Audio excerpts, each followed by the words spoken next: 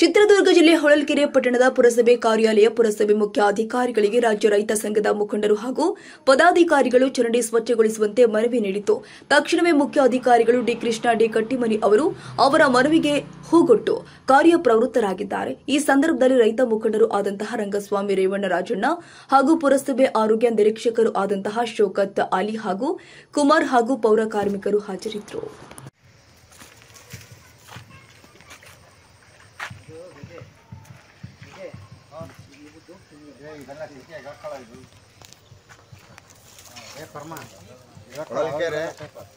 ಹೊಳಲ್ಕೆರೆ ರೈತ ಸಂಘ ಶಾಖೆಯಿಂದ ರೈತ ಮುಖಂಡರು ಮಾತಾಡ್ತಿರೋದು.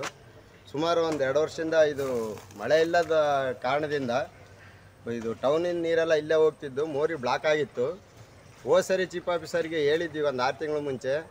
ಅವರು ಸ್ವಲ್ಪ ಮಾಡಿದ್ರು, ಈ ಕಡೆ ಯಾಕೆ ಗಮನ ಕೊಡಲಿಲ್ಲ, ಹಾಗೆ ಉಳಿದಿತ್ತು. ಮೊನ್ನೆ ಇದು ಒಂದು ಸ್ವಲ್ಪ ಇಲ್ಲಿ ಭಾಳ ಸೊಳ್ಳೆ ಕಾಟ, ಹಾವು ಕಡೆ ಓಡಾಡೋ ಜಾಸ್ತಿ ಆದವು, ಒಂದು ಸ್ವಲ್ಪ ಸಾಂಕ್ರಾಮಿಕ ರೋಗ ಹರಡುತ್ತೆ ಅಂತೇಳಿ ನಮ್ಮ ಜನಗಳಿಗೆ ಸುತ್ತಮುತ್ತ ಹೇಳ್ತಿದ್ರು. ಹಾಗಾಗಿ ಮೊನ್ನೆ ನಾವು ಒಂದು ಪಟ್ಟಣ ಪಂಚಾಯತಿಗೆ ಹೋದಾಗ ಈಗ ಬಂದಿರತಕ್ಕಂಥ ಕೃಷ್ಣ ಡಿ ಕಟ್ಟಿಮನಿ ಅವರು, ನಮ್ಮ ಚೀಫ್ ಆಫೀಸರು, ತಕ್ಷಣ ನಮ್ಮ ಹೋರಾಟಕ್ಕೆ ಬಂದು ಸ್ಪಂದಿಸಿ ಸುಮಾರು 12 ಗಂಟೆ ಬಂದವರು ಬಿಸಿಲು ಲೆಕ್ಕಿಸ್ತೇನೆ 4-5 ವಾರ್ಡು ವೀಕ್ಷಣೆ ಮಾಡಿದರು.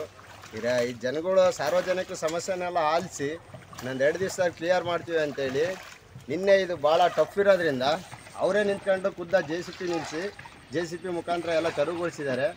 ಹಾಗೆ ಇರ್ತಕ್ಕಂಥ ಇನ್ನೂ ಒಂದು ಸ್ವಲ್ಪ ನೀರು ಅಡೆತಡೆ ಆಗಿರೋದನ್ನೆಲ್ಲ ನಮ್ಮ ಪಟ್ಟಣ ಪಂಚಾಯತಿ ಸ್ವಚ್ಛತೆ ಸದಸ್ಯರುಗಳೆಲ್ಲ ಬಂದು ನಮಗೆ ಎಲ್ಲ ಒಂದು ಕ್ಲಿಯರ್ ಮಾಡಿಕೊಡ್ತಿದ್ದಾರೆ. ಅವ್ರಿಗೂ ನಾವು ಧನ್ಯವಾದಗಳನ್ನ ಹೇಳ್ತೀವಿ.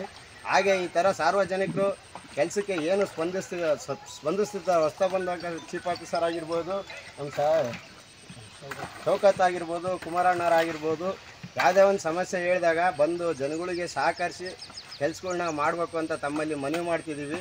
ಈ ಥರ ಒಂದು ಹೊಳಲ್ಕೆರೆ ಒಂದು ಸ್ವಚ್ಛತೆ ಒಂದು ನಡೆಸ್ಕೊಂತ ಹೋದರೆ ಒಂದು ಒಳ್ಳೆಯ ಹೆಸರು ಇರುತ್ತೆ, ಜನಗಳಲ್ಲಿ ಆರೋಗ್ಯನೂ ಮೂಡುತ್ತೆ, ಇಟ್ಟಿರತಕ್ಕಂಥ ನಂಬಿಕೆನೂ ಉಳಿಯುತ್ತೆ ಅಂತ ನಾವು ಪ್ರಸ್ತಾಪನೆ ಮಾಡ್ತೀವಿ.